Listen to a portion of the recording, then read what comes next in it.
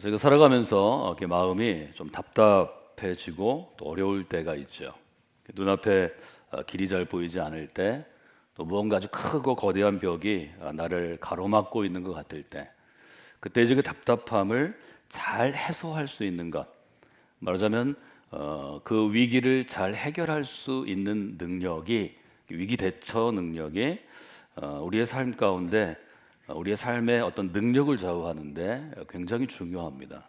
그 리더십을 평가하는 요소 중에서 그가 얼마나 유능한지, 그가 얼마나 관계를 잘 갖는지, 그가 얼마나 언어적인 설득력이 있는지, 얼마나 조직, 한 오가니제이션을 잘 구성하고 이끌어 가는지 하는 것도 중요하지만, 매일 혹은 때때로 오는 어떤 공격이나 비난이나 어려움으로부터 자신을 어떻게 잘 유지할 수 있는가, 평정심을 유지하든지 또 자기의 상황, 또 자기가 해야 될 일을 유지하는 것도 굉장히 중요합니다. 시간이 없을 때는 제가 가까운 곳에 가서 좀 답답할 때 좀 돌아보는 데가 있고요. 좀 더 많은 시간, 뭐 반나절 혹은 하루 이런 시간이 있으면 가는 데가 있는데, 저는 주로 눈앞에 아무것도 없는 바다가 좋습니다. 말하자면 수평선이 보이고 그 앞에, 저희들은 서해나 남해를 가보면 마치 바다가 호수 같죠. 첩첩이 또 섬들이 있고 산들이 있는데, 우리나라에서는 흔치 않지만 보이는 것이 없고 그냥 물이 쫙 펼쳐져 있는 바다에 가서 몇 시간이고 좀 앉아 있든지 좀 걷든지 우두커니 있으면 마음이 가라앉고 새로운 힘을 얻곤 합니다. 비슷한 효과가 사실은 산 봉우리에도 있는데요. 조금 웬만큼 높은 산 올라가면 그 산봉우리에 딱 앉아 있으면 위로는 하늘이 있고 아래로는 산 아래 경치가 이렇게 쭉 펼쳐지는데, 그때도 마음이 이렇게 답답한 게 툭 터지는 그런 이제 느낌을 받죠.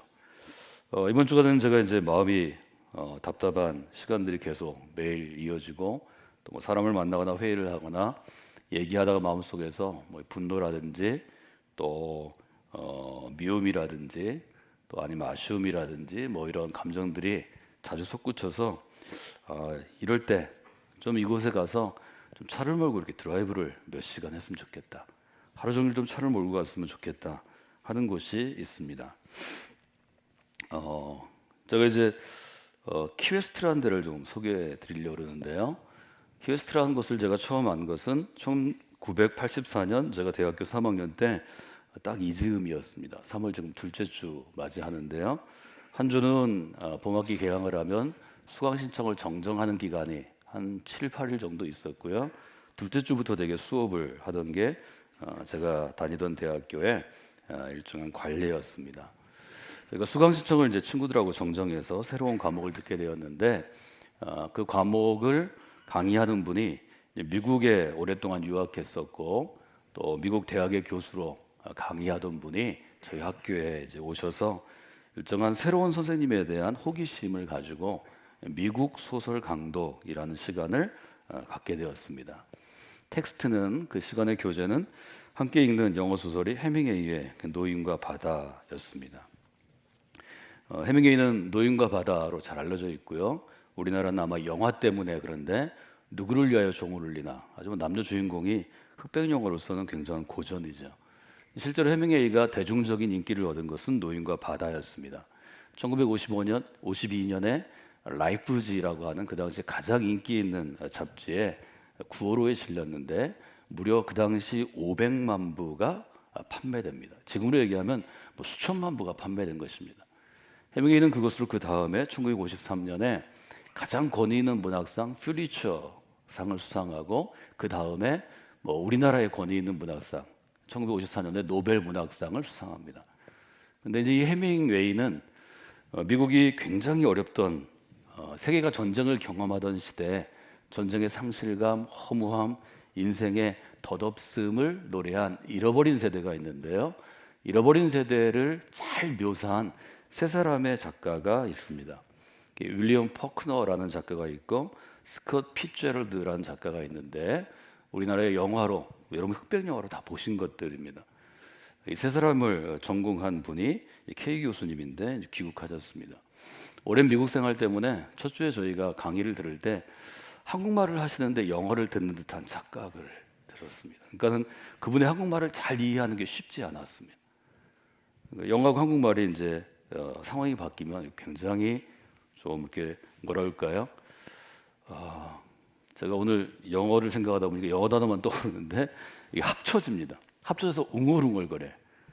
근데 이분이 그 당시에 저희는 겨우 동대문 시장에 나가서 몇천 원짜리 청바지에 티셔츠 입고 있는데 아주 뭐 고급 바바리 코트 입고 계시고 머리는 반백이시고 그래서 보는 것만으로도 굉장히 신비한 지성을 보여줬어요. 그때 해밍웨이를 읽었고 제가 그 영향으로 제가 영문학을 계속 공부하게 된다면 미국 소설, 특히 해밍웨이 1930년대 미국을 전공하면 어떨까 이런 생각을 대학교 4학년 때까지 하게 되었습니다. 해밍웨이가 가장 오랜 시간을 애정을 갖고 산 곳이 키웨스트입니다. 키웨스트는 미국의 최남단입니다. 우리가 이제 해남 땅끝 마을 또 마라도에 가면 한국의 남단 이렇게 되어 있는데요. 관광객들이 줄지어서 있는 곳은 굉장히 키웨스트가 조그만 섬입니다. 섬이고 조그만 시가지가 있는데 거기에 해밍웨이가 집을 짓고 살았어요. 지금 해밍웨이 하우스가 있는데 지금 보시는 저 사진이 키웨스트에서 관광객들이 줄 서서 사진 찍는 데입니다. 관광객이 가시면 저기 줄 쭉 서가지고 옆에서 한국 사람들 아직 단체 사진 찍는데 위에 그렇게 써 있죠. 90 miles to Cuba 이렇게 돼 있습니다. 저기서 쿠바까지 딱 90마일입니다. 제일 쿠바가 가까운 곳입니다. 해밍웨이가 배를 타고 저리로 왔다 그래요. 그리고 Southernmost Point라고 되어 있습니다. 미국의 최남단이라는 거죠.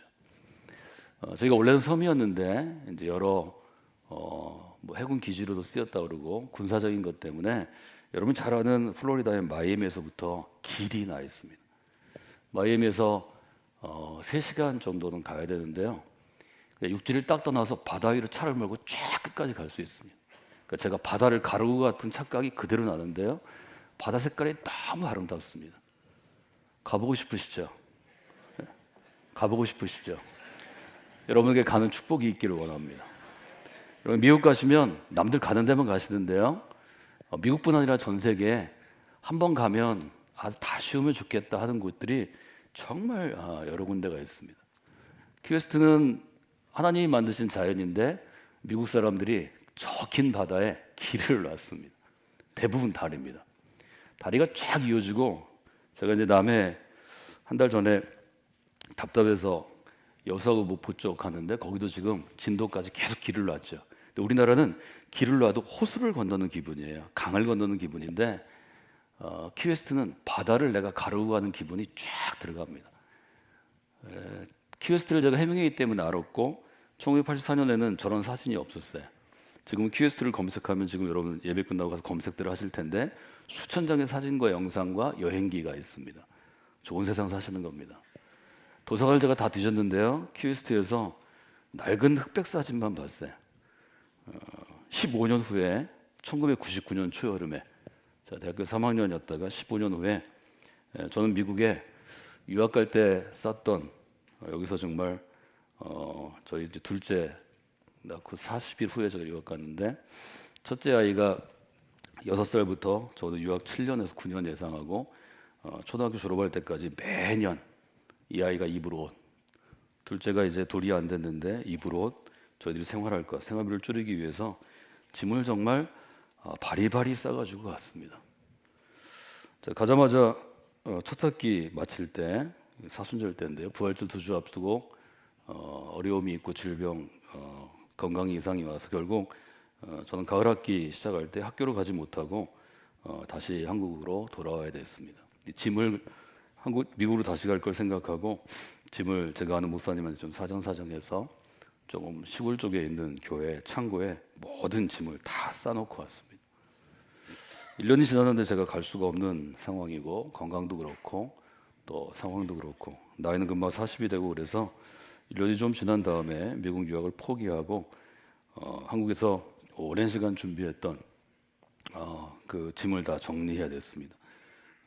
저희 아내가 신혼 때 산 차 그릇 세트, 식기 세트도 다 거기에 있습니다. 제가 가서 그 짐을 뭐 둘이 갈 수 있는 혼자 가는 것도 힘드니까요. 둘이는 갈 수 있는 비용이 없으니까 저 혼자 가서 그 목사님 찾아서 사정을 얘기하고 유학생들에게 다 나누어 주시도록. 그리고도 제가 버릴 수 없어서 이제 가져온 게 큰 이민 가방으로 한 2개쯤 됩니다. 뭐 다 나눠줘도 버릴 수 없는 게 있잖아요. 버릴 수 없는 것들이 있으니까 그건 이제 이민 가방으로 갖고 왔는데 그때 한 제가 8일 정도 2주를 다 잊지 못해서 그 정도 시간으로 비행기 티켓을 예매했는데 시간이 우리 시간으로 만 3일이 딱 남았습니다. 그 짐 나르고 막 하는 걸 다 도와준 동생 같은 그러한 보스턴에서 만난 친구가 있고 보스턴에서 만난 제 또래 친구가 둘이 있는데 다 모였습니다. 앞으로 남은 시간이 3일, 날수로는 4일인데 제가 뉴욕에서 비행기를 타야 됩니다. 지도를 놓고 우리가 어디 한 군데는 가자. 제가 그랬습니다. 나는 키웨스트는 꼭 갔다 와야 되겠다. 지금 한국 가면 언제 미국 올지 모르는데 대학교 때 내가 꼭 가고 싶은 데가 MIT 앞이었고 MIT 때문에 보스턴을 유학 갔고 키웨스트는 가서 해밍웨이가 글 쓰던 자리에 내가 앉았다가 와야 된다. 이거는 내가 영문학을 포기하고 또 신화 소설을 포기한 작가로서의 삶을 포기한 내가 할 일이다. 그래서 너무 멀어요. 제가 출발을 포틀랜드, 메인주 포틀랜드인데 여기는 북쪽 끝입니다. 우리나라 강원도 고성쯤 되죠. 미국의 북쪽 끝에서 최남단까지를 가야 되는데 차만 몰고 한 36시간은 가야 될 것 같더라고요. 그래서 저희가 짰습니다. 차를 하나, 새 차를 렌트해가지고 앞에 2명이 앉고 2시간씩 운전한다. 2시간 운전한 사람은 뒤에 가서 누워서 잔다. 그 다음에 대기한 사람은 안 졸기 위해서 커피를 준다. 밤새도록 달렸습니다. 시작해서 하룻밤을 가가지고 드디어 키웨스트에 도착을 했습니다. 저녁에 도착했고요. 다음에 그 다음 날 비행기를 타야 되니까 아침에 사진 찍고 해 뜬 다음에 사진 찍고 또 해가지고 저는 뉴욕 공항에서 한국에 왔고 친구들은 각자 보스턴으로 또 시러큐스라고 하는 그 호수가 있는 도시로 이렇게 돌아갔습니다. 해밍웨이 하우스에 저는 들어가 보지 못했습니다. 문을 안 열었어요. 밤에 가니까 문 닫았고 아침에 떠나기 전에 어떻게 좀 들어가 보려는데 문 닫았고 그래서 어제 설교하기 전에 많은 사람들이 여행기를 올려서 안에 뭐가 있나 다 봤습니다. 참 놀라운 세상이죠. 저는 그때 사진은 찾을 수가 없습니다. 어디 갔는지 잘 모르겠어요. 핸드폰을 찍을 때가 아니니까 사진 찍을 시간도 없었고요. 키웨스트 하면 저는 해밍웨이가 생각나야 되는데 지금은 3시간 바닷길 차 몰고 갈 때가 생각납니다. 바다를 끝없이 가서 바다의 길을 내는 게 얼마나 중요한지도 생각했고 이 길을 따라서 정말 수많은 사람들이 자연을 볼 수도 있는 거고 경치 좋은 곳에서는 어떻게든 차를 세우고 밑에 가서 바닷물에 손을 담그기도 했고 그때 우리가 결심했습니다. 여기는 그때 이제 한 친구가 늦게까지 결혼을 안 했는데 결혼하면 반드시 여기 와라. 그 친구는 50대에서 결혼했습니다. 갔냐고 제가 물어봤더니 꿈도 못 꾼다고 얘기합니다.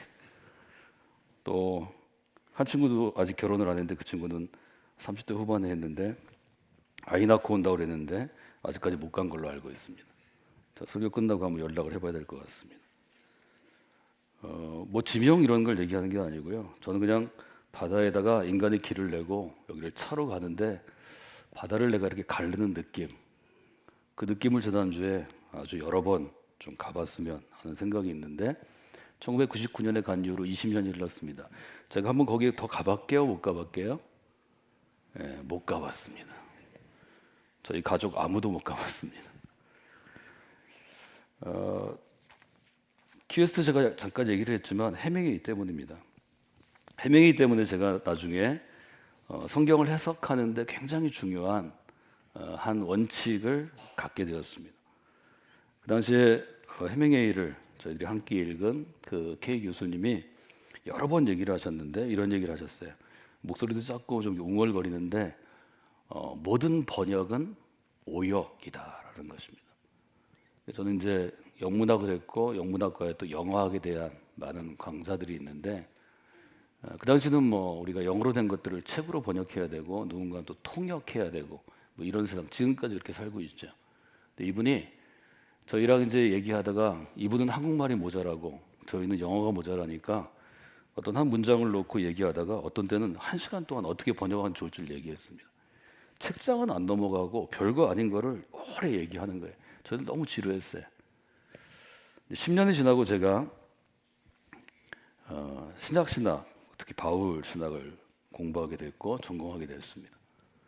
그때 성경의 번역의 역사, 성서를 어떻게 해석할 것인가, 성서 해석학, 바울 서신의 원문을 보고 어떻게 한국말로 옮기고 분석하고 주석하고 설교하고 강의하고 성서 교재를 쓸 것인가.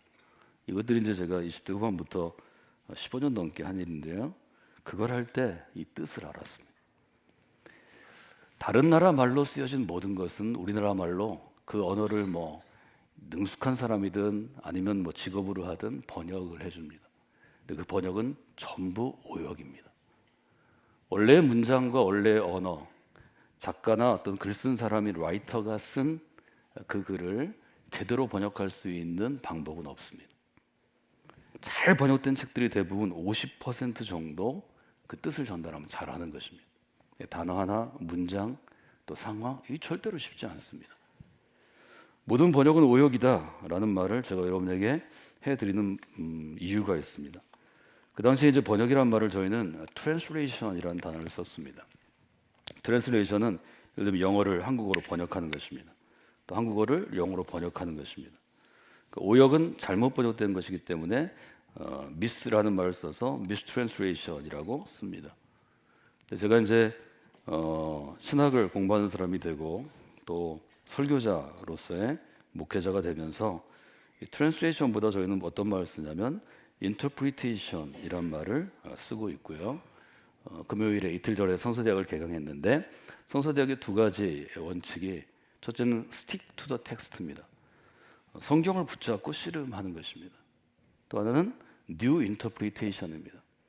지금까지 그냥 한국교회가 전통적으로 읽던 성서 읽기, 성서 이해, 성서 공부에서 벗어나서 조금 더 진짜 하나님께서 그리스도를 통해 혹은 바울을 비롯한 성경을 쓴 저자들을 통해 무엇을 얘기하고 계신가?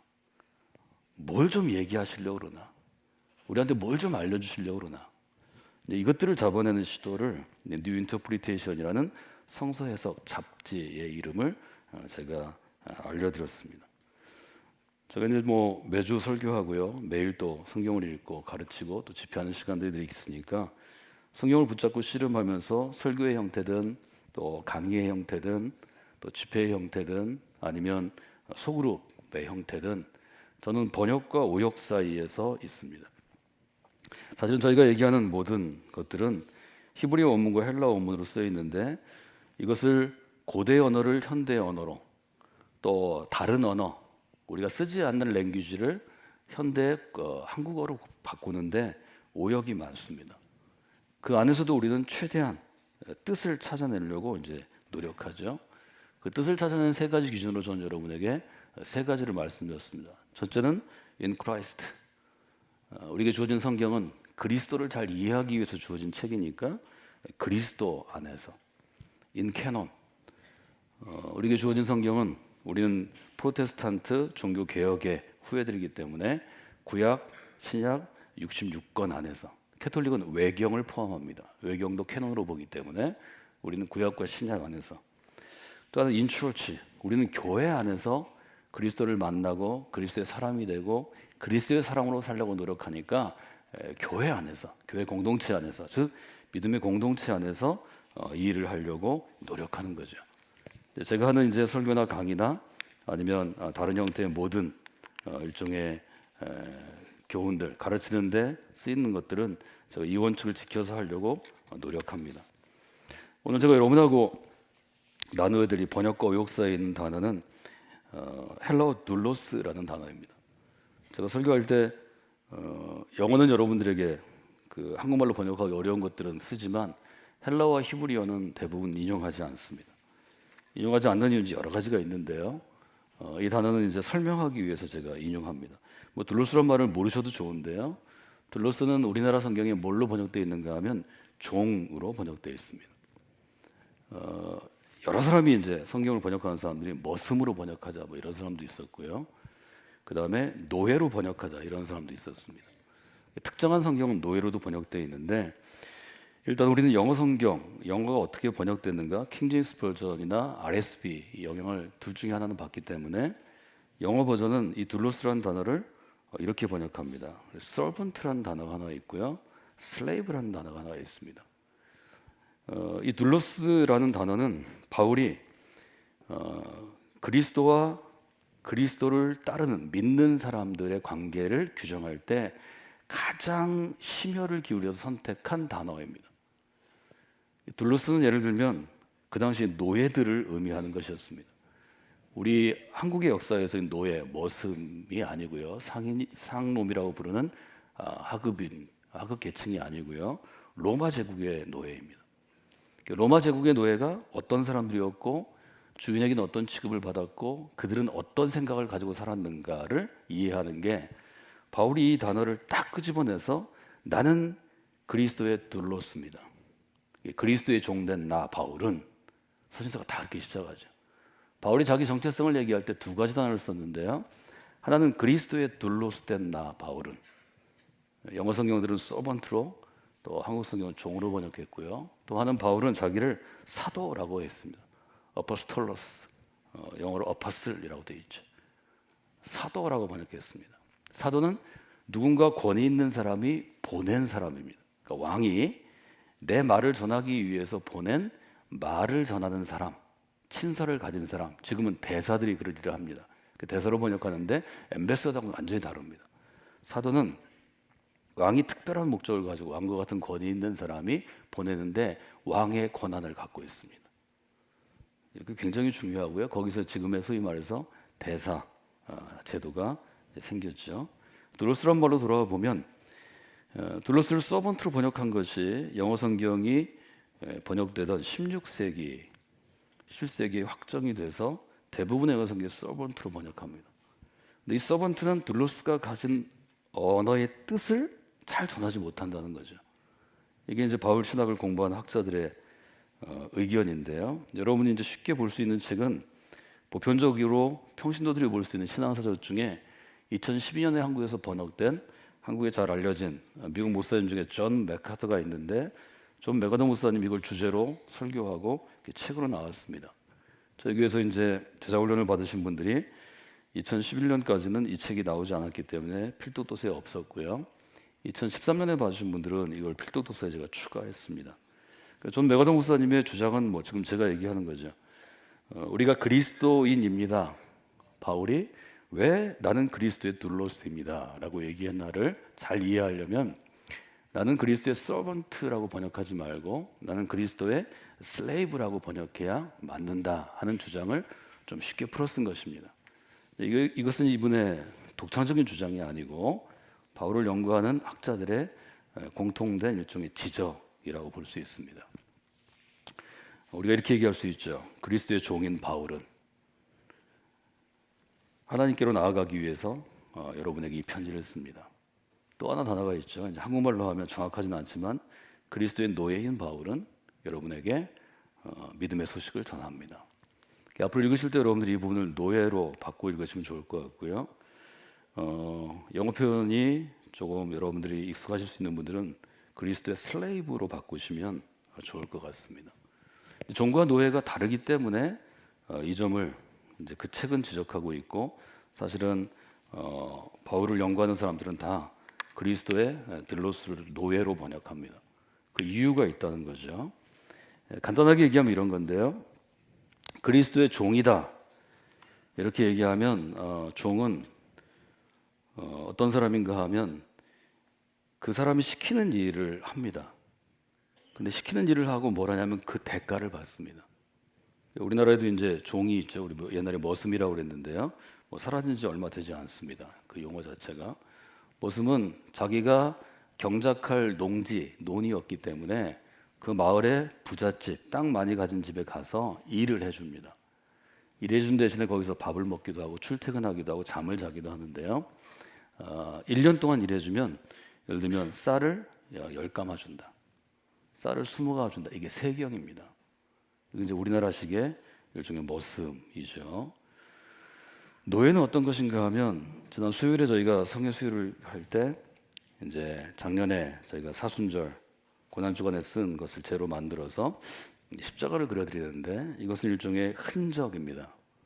그래서 이 흔적은 바울이 갈라디아서에서 나는 예수의 흔적을 가졌노라 해서 흔적이라는 헬라어가 스티그마타인데요.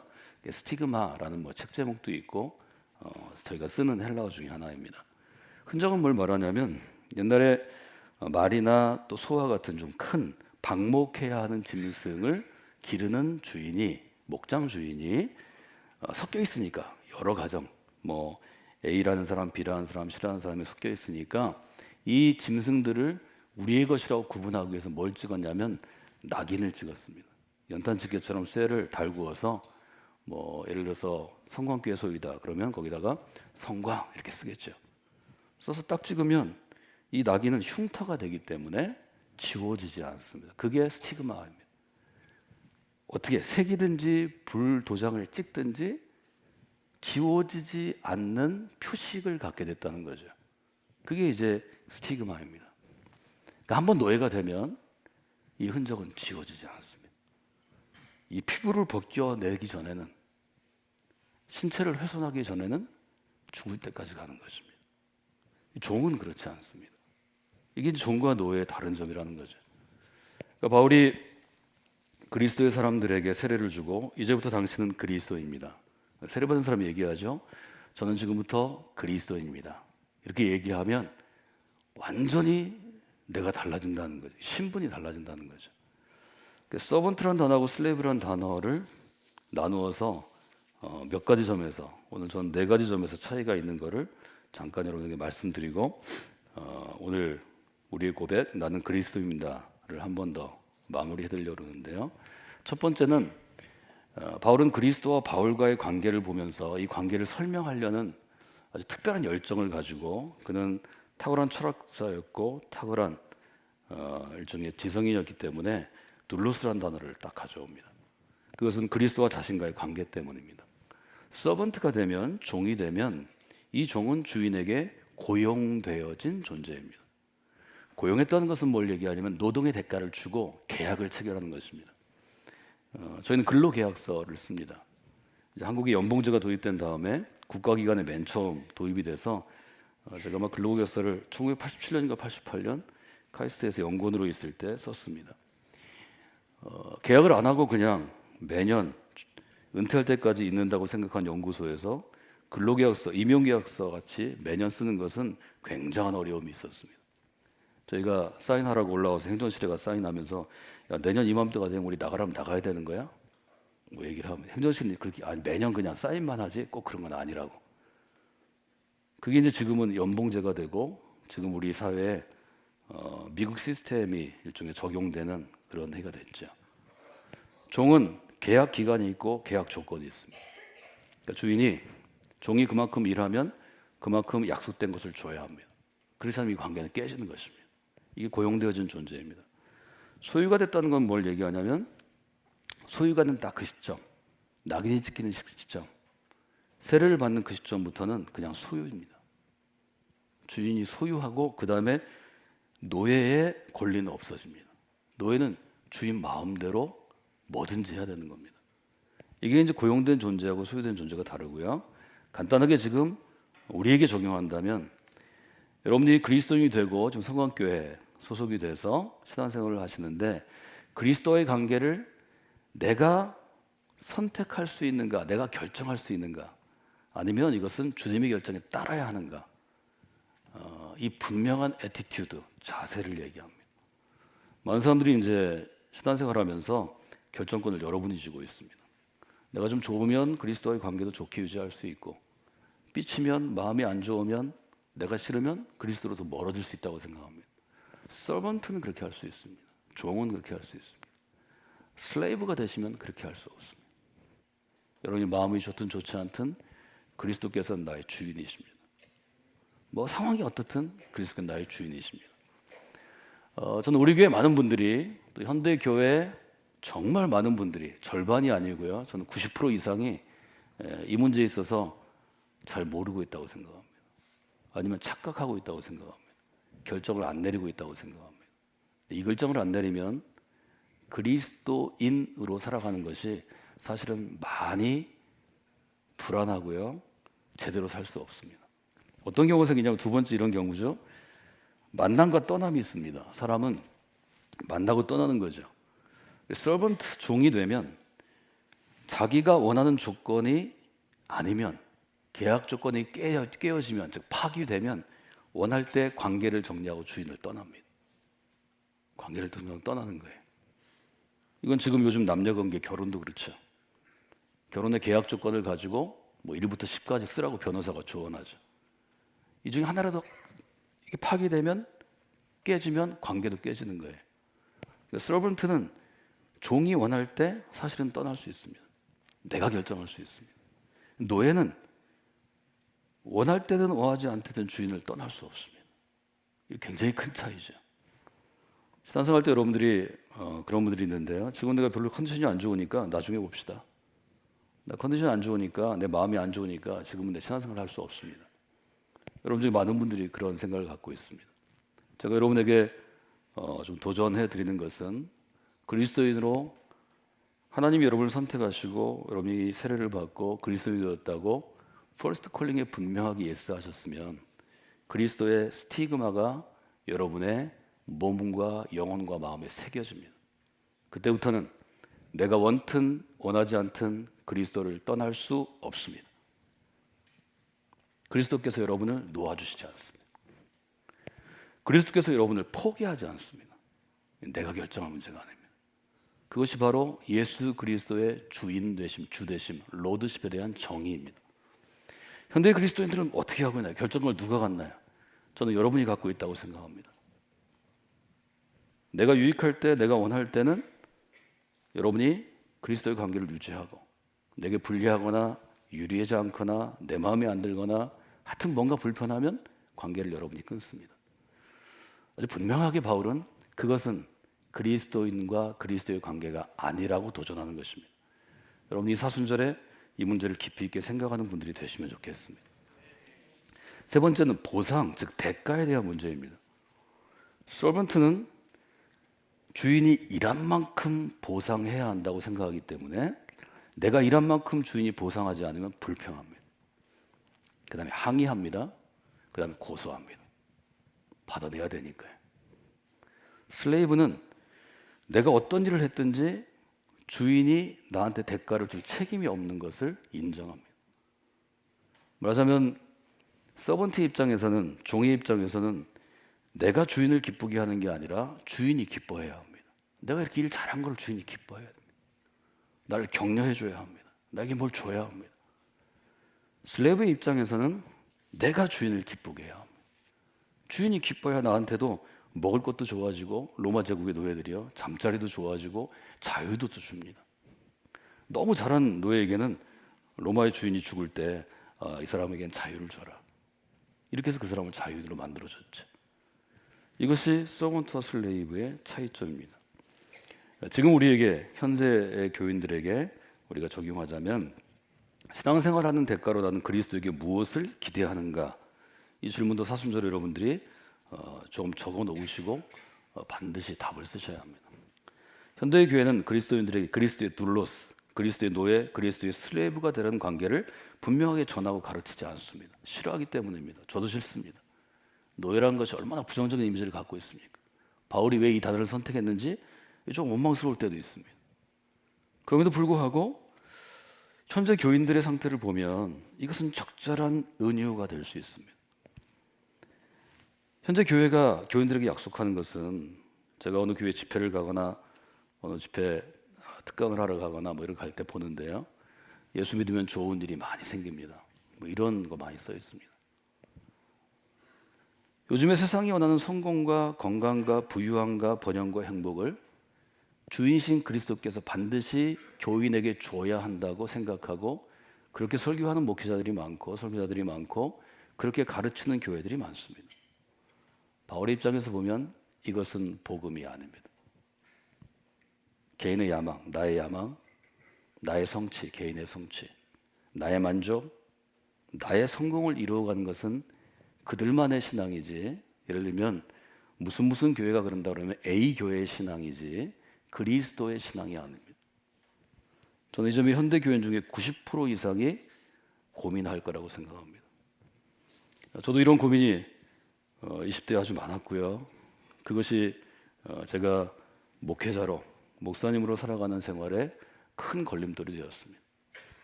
이 고민을 넘어서지 않고 나는 그리스도의 슬레이브, 둘로스, 노예입니다.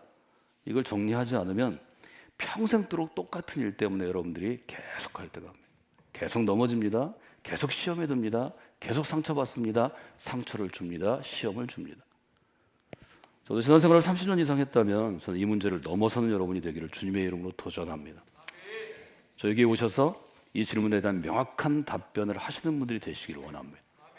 표로 정리하면 나는 그리스도의 둘로스입니다를 종으로 계속 이해하면, 서번트로 이해하면 내가 그리스도를 고용하는 것입니다.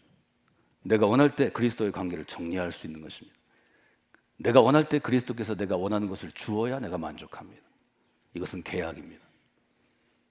믿음은 계약이 아닙니다. 바울은 이 점을 계약이 아니라는 걸 알려주기 위해서 어떤 단어를 썼냐면 예정하신 선택이라는 특정한 단어를 씁니다. 하나님이 우리가 어디에 있든지 무슨 일을 하든지 어떤 상황이든지 예정하셔서 선택하시고 부르셨다는 것입니다. 이것이 선택과 부르심입니다. 갈라디아서 로마서가 이것을 명확히 합니다.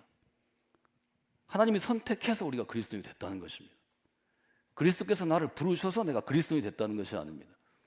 내가 깨닫고 내가 알아서 그리스도를 찾은 게 아닙니다. 우리 아버지나 어머님이 그리스도인이었기 때문에 내가 그리스도인이 된 게 아닙니다. 내 친구 중에 누가 유능한 그리스도인이었기 때문에 나를 전도한 게 아닙니다. 하나님이 나의 부모를 통하여, 나의 친구를 통하여, 혹은 어떤 사건을 통하여 나를 부르신 것입니다. 이걸 받아들일 때 그리스도인이 될 수 있습니다. 그때 고백하십시오. 나는 그리스도인입니다. 나는 그리스도의 사람입니다. 그리고 남들 들으면 잘 이해할 수 없으니까 여러분은 속으로 고백하십시오. 나는 그리스도의 노예입니다. 나는 그리스도의 슬레이브입니다.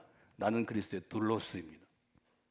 바울은 이 점을 우리에게 도전하기 때문에 바울의 도전 앞에 많은 사람들이 몰려왔지만 그의 지성과 그의 열정과 그의 설득력에 의해서 그리스도인이라고 얘기하려고 그러다가 그만둔 사람이 많았을 것입니다. 바울은 그래서 복음을 전하는 것과 도전받은 사람이 세례를 받는 것은 큰 차이가 있다고 언제나 생각했고 자기는 한 100명쯤 믿을 줄 알았는데 그렇게 열심히 복음을 전했는데 한두 명 믿을 때 좌절했던 것 같습니다. 이것은 우리의 숙명과도 같은 것입니다. 너무 많은 사람이 예수를 믿는 게 쉽지 않습니다. 너무 많은 사람이 복음을 받아들일 수 없습니다. 초기의 첫 번째 믿음의 고백은 우리는 그리스도인입니다 하는 것입니다. 사도행전 11장 25절로 26절은 그리스도인이라는 특정한 용어가 처음으로 성경에 등장하는 것입니다. 한번 읽어볼까요? 바나바가 사울을 찾으러 다소에 가서 만남에 안디옥에 데리고 와서 둘이 교회에 1년간 모여 있어 큰 무리를 가르쳤고 제자들이 안디옥에서 비로소 그리스도인이라 일컬음을 받게 되었더라. 이 그리스도인은 우리가 스스로 바울의 시대에 믿는 사람들이 자기를 그리스도인이라고 하지 않았습니다. 로마 제국의 사람들이 그리스도인이라고 부른 것입니다. 그 이유가 무엇인가 하면 그 당시에 쓰이던 용어 중에 가이사의 사람들이라는 용어가 있었다는 거죠. 가이사는 로마의 황제입니다. 로마 제국에 충성하기 원하고 로마 시민이 너무 자랑스럽고 로마 시민으로 살아가겠다고 로마를 너무 사랑하고 충성하던 사람들이 스스로를 가이사의 사람들이라고 불렀다는 거죠. 그래서 이 사람들이 볼 때 가이사에게 충성해야 행복해집니다. 가이사에게 사랑을 바쳐야 복을 받습니다. 가이사의 사람들로 살아야 출세합니다. 그런데 그리스도를 믿는 사람들을 불러다가 신분하고 재판할 때 핍박의 시기가 여러 번 있었잖아요. 특히 예수님 돌아가시고 나서 60년대, 58년, 59년, 60년에 많았고요. 110년에 많았고요. 150년에 많았습니다. 많은 사람들이 잡혀 투옥당하고 고문당하고 죽었습니다. 이 사람들을 물어보고 계속 물어보는데 이 사람들이 당신 이름이 뭡니까? 나는 그리스도입니다. 당신 직업은 뭡니까? 나는 그리스도입니다. 당신 어디 출신입니까? 나는 그리스도입니다. 당신 뭐 하는 사람입니까? 나는 그리스도입니다. 이렇게 대답하고 고문을 받거나 투옥되거나 죽어간 사람들이 있었다는 거죠. 바울의 시대 로마 제국의 역사를 기록한 유세비우스라는 히스토리언 역사가가 있습니다. 이분이 그런 사람들의 이야기를 많이 남겼습니다. 비엔나의 집사였던 쌍투스가 체포되어서 재판을 받았는데요. 이 사람은 누가 물어보든지 나는 그리스도인이라고 대답했다. 얼마나 답답하겠어요, 물어보는 사람이. 그러니까 공무원, 담당 공무원이, 재판관이 막 짜증을 내고 신경질을 내고 바로 얘기하라고 고문하고 끝까지 그리스도인이라고 했다는 거죠. 그것에 대해서 이렇게 기록하고 있습니다. 그 사람들은 모든 질문에 대해 짧지만 포괄적인 대답, 나는 그리스도인이다로 대답했다. 반복적으로 끈덕지게 이 간단한 신앙 고백에 천착함으로 재판관들을 극도로 혼란시켰다. 넌 누구냐? 라는 질문에 그들은 나는 그리스도인이고, 그렇게 고백하는 사람은 자신의 국가도 가족도 직업도 그 외 다른 모든 것도 그리스도인이라고 부른다고 이미 대답했다고 반복해서 말했다. 재판관들이 얼마나 답답하겠어요. 조사를 계속했다는 거죠. 여러분, 우리는 그리스도인이다라는 말을 쉽게 할 수 있는 게 아닙니다. 저는 오늘 여러분에게 그리스도인이다 내가 고백할 때는 적어도 네 가지 의미가 있다고 말씀을 드렸습니다. 나는 그리스도입니다. 나는 그리스도의 둘로스입니다. 나는 그리스도의 노예입니다. 나는 슬레이브입니다. 이렇게 하시려면 네 가지를 결정하셔야 합니다. 첫째, 나는 그리스도의 소유입니다. 둘째, 나는 그리스도를 떠날 수 없습니다.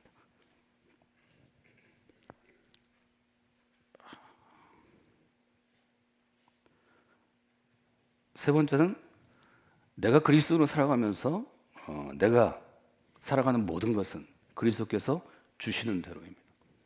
네 번째, 그리스도와 우리의 관계는 이미 정해져서 바꿀 수 없고 어떤 것도 깨뜨릴 수 없습니다.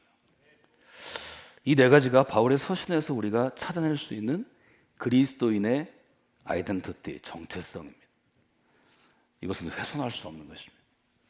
바꾸고 싶은 게 많이 있죠. 내가 원할 때 그리스도를 떠날 수 있으면 얼마나 우리가 자유롭게 신앙생활을 할 수 있을까요?